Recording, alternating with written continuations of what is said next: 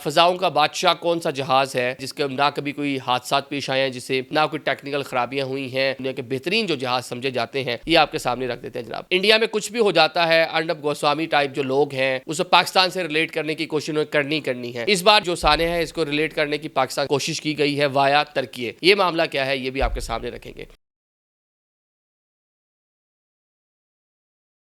अस्सलाम वालेकुम नाज़रीन, मैं हूँ आदिल निज़ामी और आप देख रहे हैं मेरा डिजिटल चैनल। कल एक अफसोसनाक वाक़या पेश आता है भारत में, जहाँ पे एक जहाज़ क्रैश करता है, 241 लोग उसमें हलाक हो जाते हैं जनाब। ये जहाज़ कौन सा था, बल्कि एक बड़ी इंटरेस्टिंग चीज़ मेरी नज़रों से गुजरी जनाब।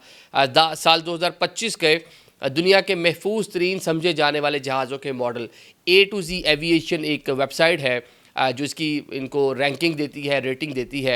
उसने चंद दिन पहले क्या रैंकिंग दी थी, उसमें कौन कौन से जहाज़ शामिल थे और क्या ये जो कंपनी का गिरने वाला जहाज़ है ये भी उसका हिस्सा था कि नहीं था। बड़ी इंटरेस्टिंग किस्म की काफ़ी इन्फॉर्मेशन है।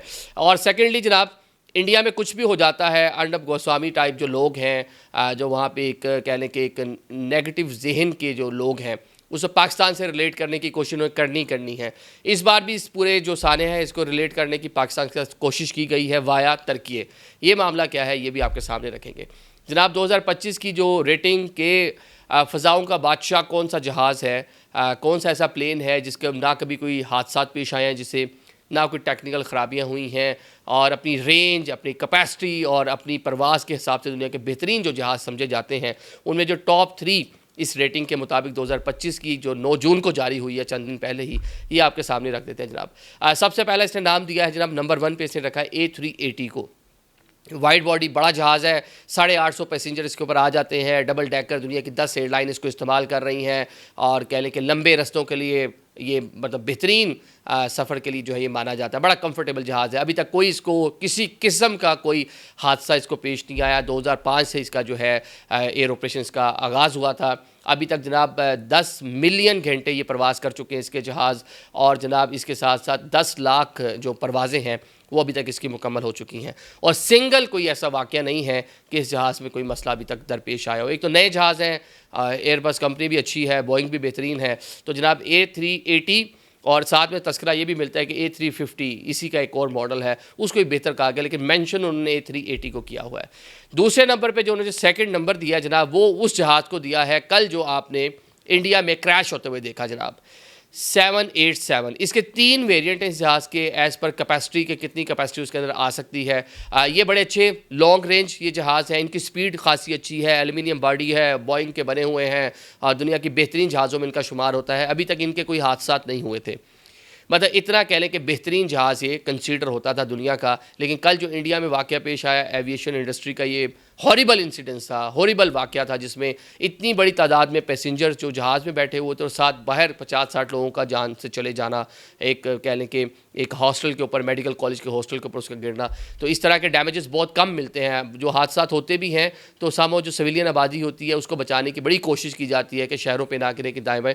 लेकिन इस प्लेन को तो बेचारे को मौका ही नहीं मिला टेक ऑफ के साथ ही, वो बेचारा प्लेन नीचे गिरा और एक कीमती जानों का नुकसान हो, जिसमें बड़ा पाकिस्तान में दुनिया भर में लोग कह लें कि गमज़दा भी हैं कि ये नहीं होना चाहिए। तो ये जनाब सेकंड पोजीशन पे आता था 787 ड्रीम लाइनर।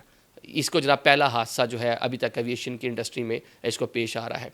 अब जनाब तीसरा जो जहाज़ है वो भी बोइंग का है, 717-200। ये ज़रा नैरो बॉडी जहाज़ है, छोटी मतलब इसकी बॉडी है, और ये ज़्यादातर अमेरिकन एयरलाइंस और दुनिया की तरह जो एयरलाइंस है इसको बाद डेल्टा एज वो इसको बड़ी तादाद में इस्तेमाल करती हैं, क्योंकि इसके अंदर 100 से 120 तक मुसाफिर जो हैं उनकी कैपेसिटी है। रेंज इसकी कोई 2000 जो माइल है वहाँ तक है। मतलब कि छोटी परवाज़ों के लिए जहाज़ अमूमन इस्तेमाल होता है। इसका भी अभी तक सिंगल ऐसा जहाज़ नहीं है क़याम से लेके एविएशन इंडस्ट्री में इसका हिस्सा बनने से लेके अभी तक कोई इसका जो प्लेन है उसको क्रैश हुआ हो, क्योंकि इसका जो इंजन है, रोल्स रॉयस एक कंपनी है उसने इसका इंजन जो है उसको तरतीब दिया हुआ है। तो ये वो 3 टॉप 3 प्लेन्स थे दुनिया की एविएशन तारीख के, जिनको अभी तक जो है 2025 में कह लें कि बेहतरीन जहाज़ माना गया है, जिनकी तारीफ़ की गई है। लेकिन तारीफ़ के चंद दिन बाद ही इंडिया में ये वाक़या आपने देख लिया, अफसोसनाक पेश आ गया। अब इंडिया में जो वाक़या पेश आया है इसमें अब अर्नब गोस्वामी, वहाँ का मीडिया, वहाँ की जो नेगेटिव जहनीत रखने वाले लोग आजकल तो पाकिस्तान के ख़िलाफ़ जहर ज़्यादा ही उगल रहे हैं। हाल ही में मार के हक की कामयाबी, पाकिस्तान ने उनको चारों शाने चित कर दिया। पाकिस्तान के दोस्त ममालिक जो पाकिस्तान का खुलकर सामने आए, आज़रबाईजान है, तुर्की है, बिल्कुल ओपन होकर उन्होंने पाकिस्तान का साथ दिया।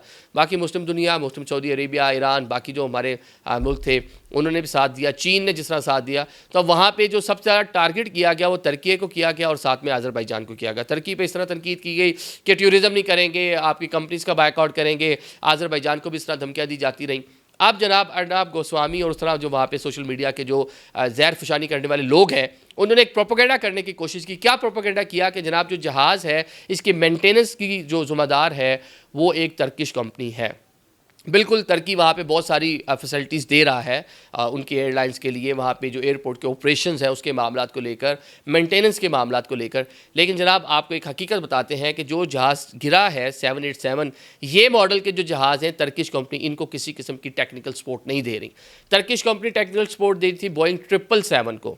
अब जो कंपनी है, कंपनी ने भी इसकी बाज़ाब्ता तौर पर वजाहत जारी कर दी है कि झूठा प्रोपेगेंडा किया जा रहा है। अर्नब गोस्वामी कहते हैं कि देखें जनाब ये आईएसआई और ये पाकिस्तान ने मिलकर सारी प्लानिंग, जहाज़ में कोई फॉल्ट ऐसा किया होगा कि जहाज़ नीचे गिर गया, फलां हो गया, फ्लू हो गया।